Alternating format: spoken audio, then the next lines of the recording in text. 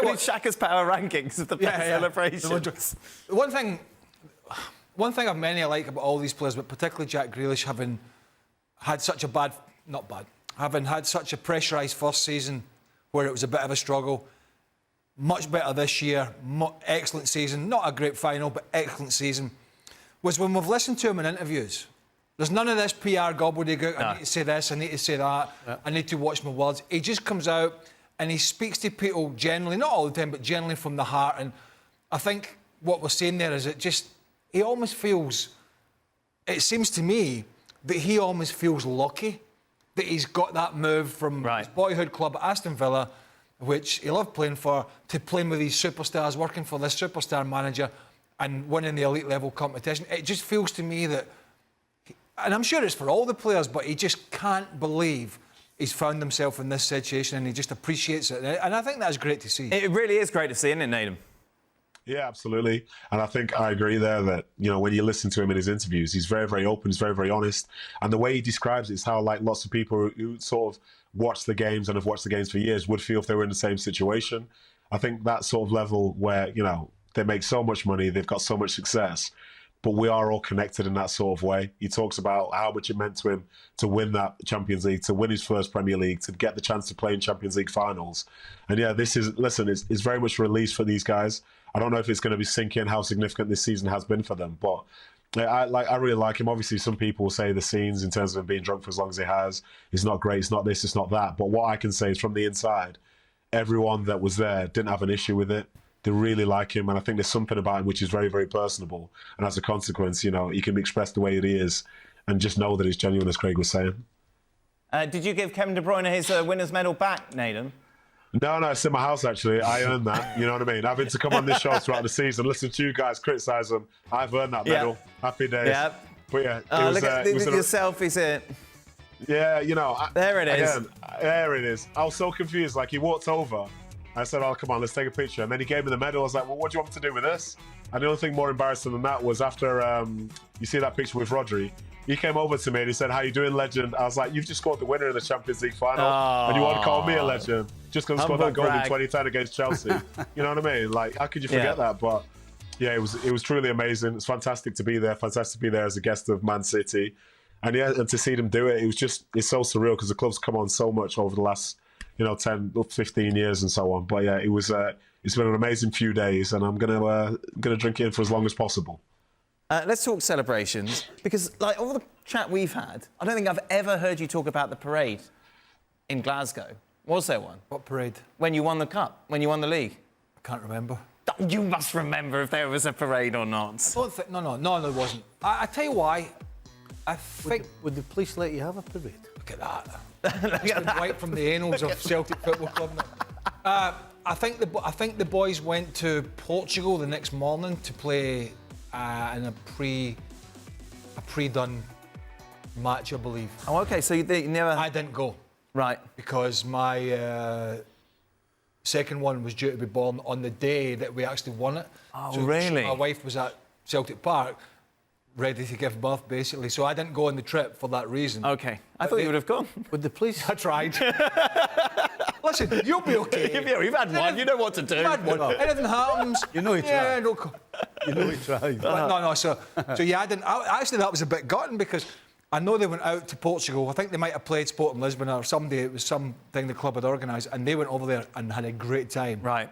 And not to say that I should put this in words. I did have a great time because I was looking after. Yeah, a different way. Yeah. So I didn't get exactly. Yeah, I didn't get to those celebrations. And what was your best parade, Stevie? Because you had a few. Is there one that sticks out, or do they all kind of merge into one? They kind of do. Yeah. Who was the Jack Grealish of the Liverpool side? Oh, we had a few Jack Grealishes. Including yourself, I imagine. Yeah, including myself. Yeah. No, there was no shortage of Jack Grealishes. No, I bet there wasn't. It would probably be 85, 86 because... Because there was double the amount of people there. There was probably about 700,000 people. Wow. Because the Everton fans were there as well. Right. Because I think I've told you previously, some donut in the council decided that regardless of what happened at the end of the season... That's quite a smart leather jacket, Stevie. And I do believe you've still got that jacket. Yeah. I don't think it would quite fit. But they decided that both teams would go around the city at the same time. Right, okay. And whoever won the cup, the bus would go first. So you had not just Liverpool fans, but all the Evertonians were out in force. And there was no trouble? And well, there's not, because they're all intertwined. They're all family members. Wow. They're not a bit of bother, but I tell you what, it must have been great fun in the Everton bus. Yeah, I know. Watching us about 40 yards ahead, giving it all that. Yeah. Don't ask him. We both trophies. I got to ask him. No, don't ask him. I've got to ask Frank. Listen, don't massage his ego No, anymore. I got to ask him. Was there a bus parade for the French, Frank? That was, the World Cup final, the day after, that was crazy. There was 1.5 million people on the Champs-Élysées. Wow. And we were supposed to go from where you see it to go at the top of the Arc de Triomphe.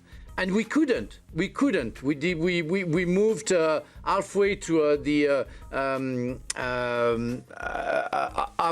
George V's Avenue. We turned left because people were exhausted. The cops around the coach were exhausted, so we had to turn left after 2 hours. But it was unbelievable to see people crying, laughing, jumping. That was absolutely. But I want to add. The year when I was with Craig and we won the FA Cup, Chelsea didn't win anything for 25 years. And we had on Fulham Road, and people, if people know Fulham Road, it's a very small road. And from Stamford Bridge to the City Hall of Fulham, it was like half a mile. And we had 100,000 people there.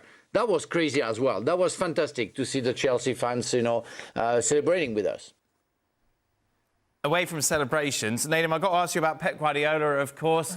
Suggestions are that he won't renew his contract when it ends at 2025. Do you believe that? Do you know what? I think I do. I think as you look back at his managerial career, I think he spent half of it at Man City now. And initially I thought he'd maybe be here for 3 years, 4 years and so on, but he's been there for so long. You see the club's formed a part of his identity, but he's probably got the goals that he wants to achieve himself, or maybe just have a break, because it's a very high-pressure role that he's been in for these 7 years so far. So I think if he does sort of run down that contract for the next 2 years, I'm sure he'll try and make those, an incredible 2 years. But he deserves the right to sort of have that in his own hands. I believe he's been monumental in terms of the success and just the way that sort of English football's changed quite a bit, given the fact that he's got brought in a different perspective on it. Because lest we forget, when he first came to the country, the talk was that he wouldn't be able to do what he'd done previously in other countries in England, and lo and behold, he's managed to do it. So I think he'll probably will leave at that point, and it'll be a great shame. But then I think he'll leave with a huge legacy.